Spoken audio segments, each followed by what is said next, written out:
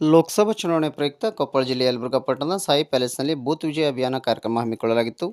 ಮಾಜಿ ಸಂಸದ ಕೆ ವಿರೂಪಾಕ್ಷಪ್ಪ ಮಾತನಾಡಿ, ಕರ್ನಾಟಕದಲ್ಲಿ ಅತ್ಯಂತ ಸ್ವಾರ್ಥಿ ಹಾಗೂ ದುರಹಂಕಾರಿ ರಾಜಕಾರಣಿ ಯಾರಾದರೂ ಇದ್ದರೆ ಅದು ಸಿದ್ದರಾಮಯ್ಯ ಮಾತ್ರ. ಸಿದ್ದರಾಮಯ್ಯನಿಗೆ ಉಪಕಾರ ಮಾಡಿದವರು ಯಾರೂ ಆತನ ಜೊತೆಗಿಲ್ಲ.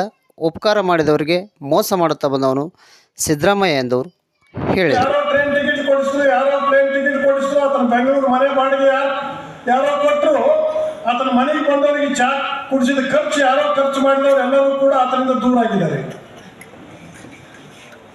ಇದೇ ಸತೀಶ್ ಜಾರಕಿಹೊಳಿ ನನಗೆ ಗೊತ್ತಿದ್ದಂಗೆ ಈತನ ಆಫೀಸ್ ನಡೆಸಕ್ಕೆ ತಿಂಗಳ 5 ಲಕ್ಷ ಕೊಡ್ತಾ ಇದ್ರು. ಸತೀಶ್ ಜಾರಕಿಹೊಳಿಗೆ ಮೋಸ ಮಾಡಿದ. ಉಪಕಾರ ಮಾಡಿದವನಿಗೆ ಜೀವನದಲ್ಲಿ ಉಪಕಾರ ಮಾಡಿದವನಲ್ಲ ಸಿದ್ದರಾಮಯ್ಯ.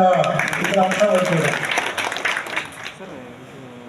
ಹಾಗಾಗಿ ಸ್ವಾಭಿಮಾನ ಅಂತನ್ನೋದಕ್ಕೆ ಯಾಕೆ ಅವಮಾನ ಮಾಡ್ತೀಯ ನೀನು ಸಿದ್ದರಾಮಣ್ಣ? ಸ್ವಾಭಿಮಾನ ಎಂಬ ಶಬ್ದಕ್ಕೆ ಅವಮಾನ ಮಾಡಬೇಡ. ಅದರಿಂದ ಇಡೀ ದೇಶದಲ್ಲಿರುವಂತಹ ಸ್ವಾಭಿಮಾನಿಗಳಿಗೆ ಅವಮಾನ ಆದಂಗಾಗತ್ತಪ್ಪ. ನಿನ್ನಂತ ಸ್ವಾರ್ಥಿ, ನಿನ್ನಂತ ದುರಂಕಾರಿ ಈ ಕರ್ನಾಟಕ ರಾಜ್ಯದಲ್ಲಿ ಮತ್ತೆ ಯಾರು ಕೂಡ ಸಿಗ್ಲಿಕ್ಕೆ ಸಾಧ್ಯ ಇಲ್ಲ ಅನ್ನುವಂಥ